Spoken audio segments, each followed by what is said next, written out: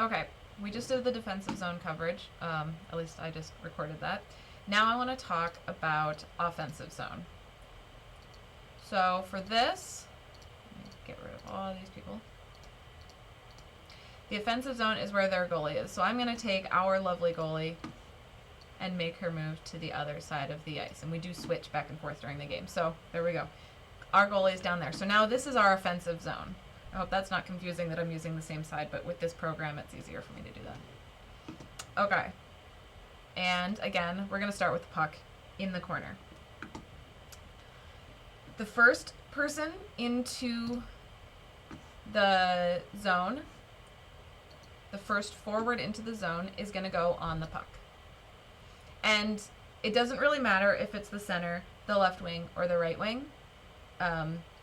And I can even use, I have another set of little guys here so that I can use forward 1 goes on the puck. Forward 2 is going to go in front of the net. They're looking for that pass that they can shoot on the net.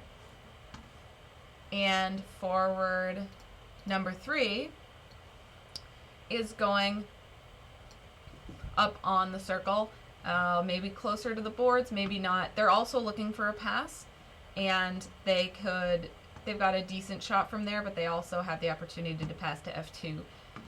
So this is our D zone, or our offensive zone triangle. Our offensive zone triangle is what we're always trying to make. A triangle is what we're always trying to make when we're in the offensive zone. This allows us to be flexible, allows us to have lots of people we can look up and pass to. It also lets us not get bunched up so that their players get free to go down playing against us more freely, attacking our defensemen. Okay. And then, of course, we have our defensemen. In this case, we're facing their net, so our left defenseman. Ooh, that's my forward. Left defenseman is over here, and our right defenseman is over here. The goal of the defenseman is to keep it in the zone, maybe get some shots on net, but what they want to do is keep it in the offensive zone, keep it inside this blue line, because if you get it out of the zone, everyone has to leave, and I'll talk about that in another video. But that's the goal, that's the basic setup. If the puck were to move to the other side of the ice, again, it's whoever can get there first. So the first forward last time might not be the first one that can get to it. So this F2 might be the first one who can get to that puck. And then the F3 can scoot in and become the person in front of the net. And then the F1 can come around up here, or you could have the F3 come all the way across, and the F1 be the one that moves just to here. The point is, once you're in this zone, it's not as important as what side you're on of the ice you're on. The important thing is the first one goes to the puck, the second one goes in front of the net, the third one makes a triangle out of the other two positions somewhere high in the circle. They're able to back up the defense, who have shifted over, right? Defenseman, righty, and lefty.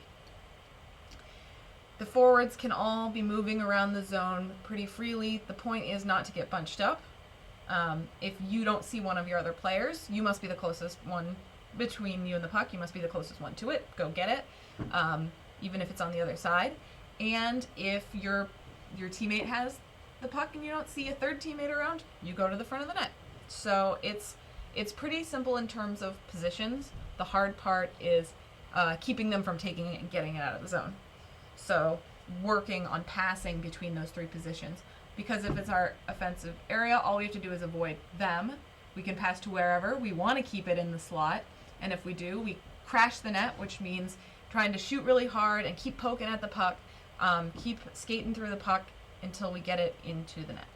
So that is the basics of offensive zone positioning.